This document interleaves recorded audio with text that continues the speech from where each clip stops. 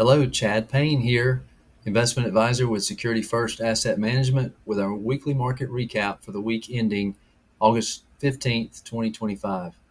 First of all, a big thank you to all of our clients, friends, and family that voted for us in the Best of Middle Georgia.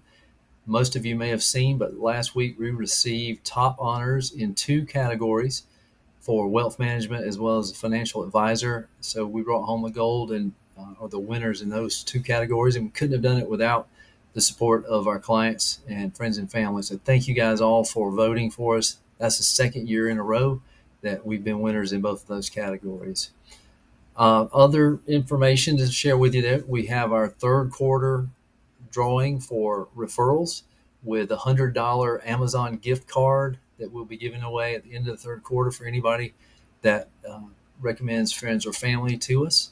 You'll be entered to win that. So take advantage of that. If you have anybody that you think should talk to us, let us know. We'll be glad and get you in that drawing. Also, we have a day of service with the Middle Georgia Community Food Bank lined up on September 5th, starting at 9:30 a.m. There was an email sent out about that last week. You can actually go to that link and sign up to volunteer. Some of our staff members will be there, and you'll be serving alongside us to try to help out and give back to our local community through the food bank there. So 9:30 on September 5th, if you'd like to be a part of that. If you can't find that link, let us know and we can get you signed up. So looking back at markets last week, we had equities overall were up for the week, led by the small cap stocks. They were up more than other indexes. There was several data points that came out last week. Not a lot of talk on the tariff front. Probably the biggest thing in the tariffs was the fact that trade and talks with China, tariffs were going to be pushed out 90 days to try to have some more negotiations going on there. So that information kind of cooled off. But some of the market rally was led when the consumer price index data came out with lower than expected increases in prices. So that's good for inflation at the consumer level. However, later in the week, the producer price index was a little hotter than expected. So looks like maybe tariffs are taking a little bit of a toll in the producer price, but yet so far as July goes, it hadn't really been passed along to the consumer. So we'll have to wait and see how those things pan out.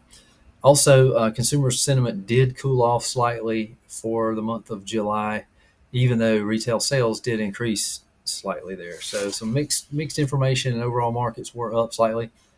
And we'll have to keep an eye on a lot of moving parts, a lot of negotiations in trade as well as peace that our administration is trying to do right now. So we'll have to keep an eye on that.